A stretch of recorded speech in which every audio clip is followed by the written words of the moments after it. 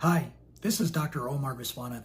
I'm a double board certified anesthesiologist and interventional pain medicine physician practicing in Phoenix, Arizona at Mountain View Headache and Spine Institute. Welcome to my channel, Dr. V Pain Med, all things pain and clinical research. Today I want to talk about a very important clinical topic, shoulder pain. Shoulder pain is a very difficult pain geographic area to treat, given the complexities of the bony intersection as well as the rotator cuff that covers the shoulder region. As we're all well aware, there are 4 soft tissue tendon insertion points of the rotator cuff: the supraspinatus, the infraspinatus, subscapularis, and the teres minor.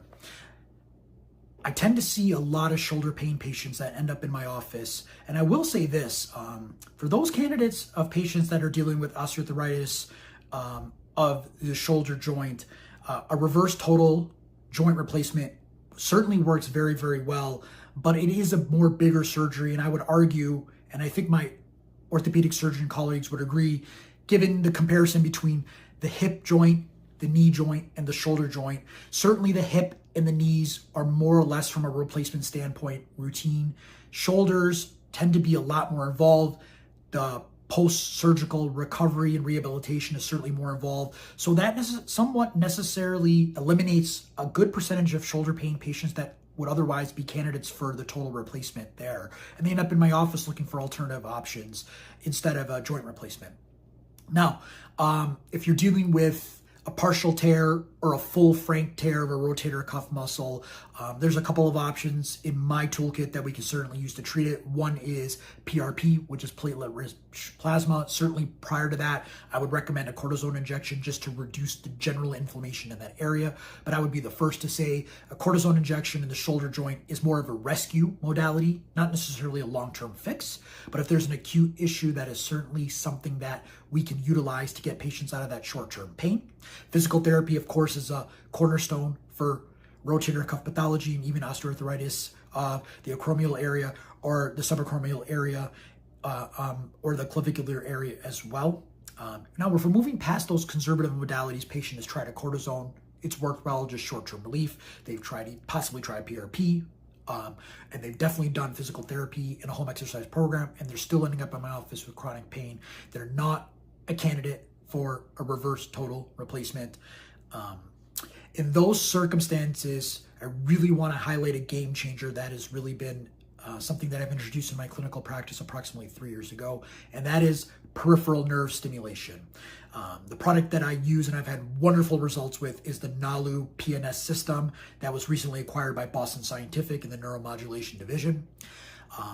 Here's the fascinating thing about the shoulder joint. Again, if you've got a single tendon tear and it's a frank tear, by all means, I have trusted orthopedic surgeons that I work with here in my city that will arthroscopically repair that, and patients will do very, very well. But again, if we're dealing with a partial tear or a tear coupled with osteoarthritis and surgery is just not an option, and they've tried those other conservative modalities I already talked about, that's where peripheral nerve stimulation becomes a huge, huge player. Here's the most important part. There is one single nerve that provides approximately 70 to 75% coverage of the entire shoulder joint, and that is the suprascapular nerve. This suprascapular nerve, if you feel in your own shoulder joint, is this little notch right here that kind of runs from front to back and back to front. And the suprascapular nerve runs through that notch, easily visually appreciated on either live fluoroscopy or ultrasound, both modalities which I've used to target my patient's nerve with. And this is the best part about the Nalu PNS system. You get to do a trial first and assess to see if that changes the patient's life. Again, I mentioned this in my knee pain video.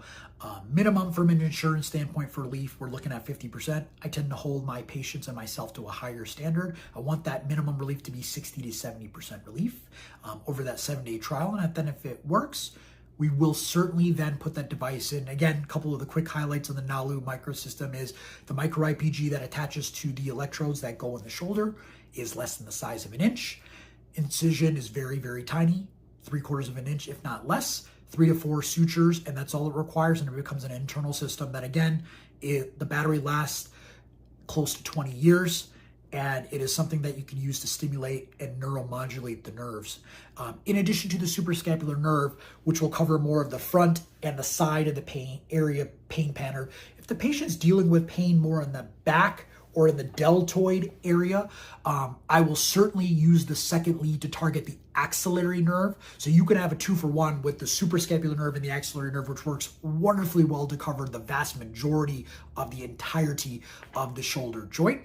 And that combination has worked very, very well for my patients. So again, if you're dealing with chronic shoulder pain, you're not a surgical candidate, and you've tried the more conservative modalities, please consider the Nalu peripheral nerve stimulation system for the suprascapular nerve target and the axillary nerve target. It has been a game changer for my patients. Thank you for watching this video.